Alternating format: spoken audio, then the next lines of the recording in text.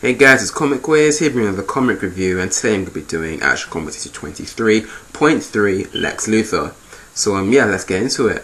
So this issue takes place just before Forever Evil issue 1, and it also departs from the whole common theme that DC are doing with the whole giving a villain a backstory. It's not about that. This is completely different. It's pretty much Lex Luthor getting out of prison for the first time since Action Comics, when they actually put him in prison. I don't remember what issue, but he's getting out of prison, and pretty much he gets picked up. And from the offset, you can tell this guy is just one cocky son of a gun. Like, he's just talking himself up, saying like how his jumpsuit, if he sold it on eBay, would make millions. How if the prison yeah, he's pretty much just talking himself up, being so confident or cocky, stuff like that. You know, typical Lex Luthor stuff. But also, what's more important is when he's wondering where Superman is, because he expected Superman to be there the day he was released, saying that, oh, Superman's obsessed with me, he can't bear this time to be without me. So then when he realizes that Superman's not around and doesn't actually come to see that's come out, he's actually surprised. He's like, inconceivable. Wondering like, where is Superman? Why hasn't he come to see him get released from prison? So then since Superman's not around, he decides to go take care of some things. For instance, first of all, he decides to go for a suit testing. He decides to have plastic surgery on his face to remove that giant scar on his face. Then after, when he realizes that Superman still isn't showing up, that no one has seen Superman on Earth for like over 8 hours, he decides to go test some projects to see what's going on at LexCorp while he's been away. But also, just before this, he also tells his assistant to initiate Project Ghost Town, which will be happening as this issue goes on. So then he's continuing to check out his projects that are going on. He tests out his new Lex armor. Apparently, according to the the developers, it's state-of-the-art tech. They just refitted it with new weaponry stuff, but Lex is all like, take it apart and rebuild it again from scratch, and all like, we just spent hours on this. But then Lex is all like, oh, well, I see 15 other ways to improve the design, blah blah blah, saying that if you don't do this within like a day or something, you're all fired. Also, we see him threatening someone. I forgot who this dude is, but he's the owner of a business. Lex wants to buy it, but this guy's like saying like, no, I'm not gonna let you buy my business. But then Lex decides to threaten his family. If like you read Forever Evil issue 1, it's exactly the same what he does in that issue.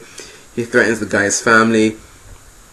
Pretty much says that if you cross me, I will destroy you. I'll make your life a living hell. I'll push you to the point where your business will be.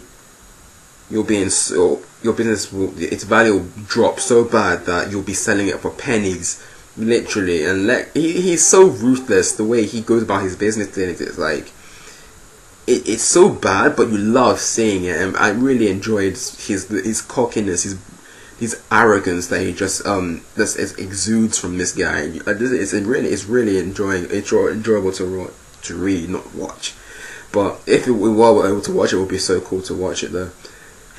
So anyway, as I was saying, Project Ghost Town, it's actually some sort of, at first it seemed like it's some sort of space mission, because Lex Luthor has a space a part of his business is focused on space developments, things like that. So then the pilots launch, they go up into a low orbit over the Earth, and they were ordered to deactivate all the engines. So at first, what the plan was, they would make a distress call saying, oh, we have suffered complete engine failure and our ship's falling down back to Earth, and if we enter the Earth atmosphere, you know, they're dead. So pretty much they've called up to Superman saying, Superman, please save us. But at first, the Lex's assistant Cassie thought that the plan would be that Superman hasn't been seen all day, so she thought Lex would swoop in and save the day instead, making himself seem like a hero. But in fact, that's not what Lex's plan was at all. Like, he knew Superman wouldn't come. Since Superman hasn't been seen all day, he knew Superman wouldn't come. So he decides, and also, he decides to deactivate the engines because he has a switch which he uses and he turns off their engines. So when the pilots realize Superman's not coming, they decide to turn on the engines, but it doesn't work because Lex already deactivated them. So they start falling back to Earth. Cassie, the assistant, starts telling Lex, go and save him, makes her the hero. But she's like, no, that's not the point. That's not what I wanted to do at all. So then the plane crashed. So the space shuttle crashes into the ground.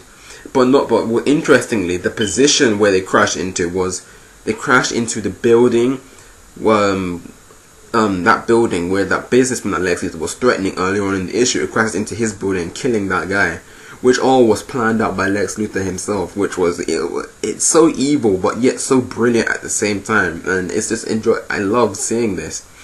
So then Lex all like, I've had a wonderful day. I've enjoyed all this. Just me sitting here thinking, so you've enjoyed threatening people, harassing them, belittling people, and also killing people, which again is so messed up, but it's enjoyable to read. So then Cassie, his assistant, she's panicking. She's all like, why would you do this? I thought you wanted to be a hero. I thought you were a good man, all this stuff like that. So then Lex is all disappointed in her, saying, oh, Cassie, you disappoint me.